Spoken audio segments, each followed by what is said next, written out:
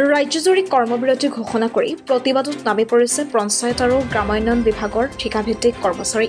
ৰাজ্যৰ বিভিন্ন প্ৰান্তৰ লগতে মৰঙী উন্নয়ন খণ্ডৰ আৰু সোমটাই কেন্দ্ৰীয় উন্নয়ন খণ্ডৰ সন্মুখতো কৰ্মবিৰতিৰ ৰূপায়ণ।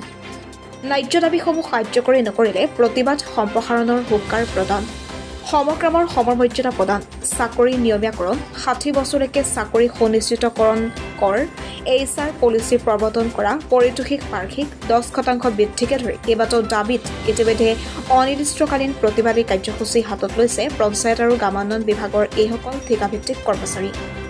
2009 চনৰ পৰা নিযুক্তি লাভ কৰাৰ দিন ধৰি বিভিন্ন সময়ত নিজৰ ন্যায্য দাবীসমূহ পূৰণ কৰাৰ বাবে চৰকাৰৰ ওচৰত প্ৰতিবাদ সাব্যস্ত কৰি আহিছে পঞ্চায়ত আৰু গ্ৰামোন্নয়ন বিভাগৰ ঠিকাভিত্তিক কৰ্মচাৰীসকলে। চৰকাৰ তথা মুখ্যমন্ত্ৰীয়ে দাবীসমূহৰ ক্ষেত্ৰত কোনো গুৰুত্ব প্ৰদান নকৰাৰ কথাও অৱগত কৰিছে প্ৰতিবাদী কৰ্মচাৰীসকলে।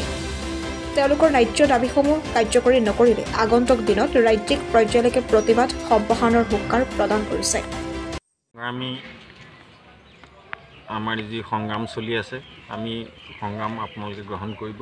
আমি পঞ্চায়ত এণ্ড গ্ৰামোন্নয়ন বিভাগৰ এই কৰ্মচাৰীসকলে আজি ধৰ্ণা কাৰ্যসূচীত বহিছোঁ। আমি দুখিত। আমাৰ আজি কাম ঢেৰ আছিলে। আমি গাঁৱলীয়া সমাজৰ কাৰণে আমি আজি গাঁৱৰ সমাজৰ কাৰণে আমি মানুহে আমাক বিচাৰি ফুৰিছে যে আপুনি ইটো কৰক সিটো কৰক, কিন্তু আমি পৰা নাই। কিন্তু কি কাৰণে আমাক কেলৈ আপোনালোকে বিট্ৰে কৰিছে? আমি কেলৈ আমি বঞ্চিত, আজি লাঞ্ছিত? আমি বহুত সহায় কৰোঁ ৰাইজৰ কাৰণে আমি জীৱনটো আমি চলাই আছোঁ।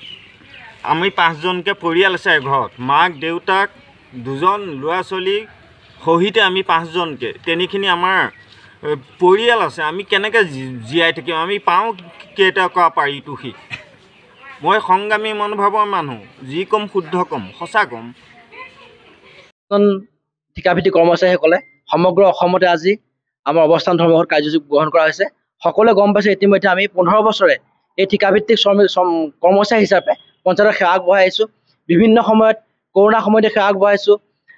PMI ঘৰ চাৰ্ভে, NREGA সকলো কাম আমি পঞ্চায়তৰ ঠিকাভিত্তিক কৰ্মচাৰীসকলে কৰাৰ পিছতো বৰ্তমান চৰকাৰে আমাৰ লগত হেতালি খেলি আছে।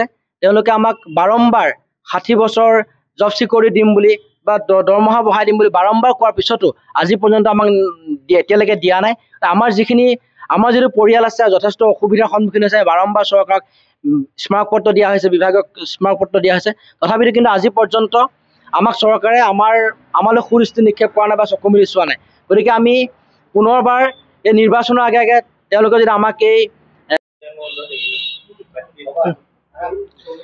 ইতিমধ্যে আমাৰ এই সমগ্ৰ অসমতে সদৌ অসম ঠিকাভিত্তিক PNRDৰ কৰ্মচাৰীসকলৰ অৱস্থান ধৰ্মঘট কাৰ্যসূচী আৰম্ভ হৈছে। যোৱা মাহৰ 27 তাৰিখে আমি গ্ৰামোন্নয়ন বিভাগক আমি জনাইছিলোঁ যে আমাৰ যি চাকৰিৰ নিশ্চিতকৰণ, আমাৰ দৰমহা বৃদ্ধিকে ধৰি বিভিন্ন ধৰণৰ যি আমাৰ সমস্যা আছে, সেই সমস্যাসমূহৰ সমাধান কৰিবৰ কাৰণে আমি যোৱা মাহৰ 27 তাৰিখে আমি জনাইছিলোঁ। তাৰ পাছত তেওঁলোকক 10 তাৰিখলৈকে, নৱেম্বৰ মাহৰ 10 তাৰিখলৈকে আমি সময় সীমা নিৰ্ধাৰণ কৰি দিছিলোঁ। কিন্তু 10 তাৰিখৰ ভিতৰতো তেওঁলোকে কোনো ধৰণৰ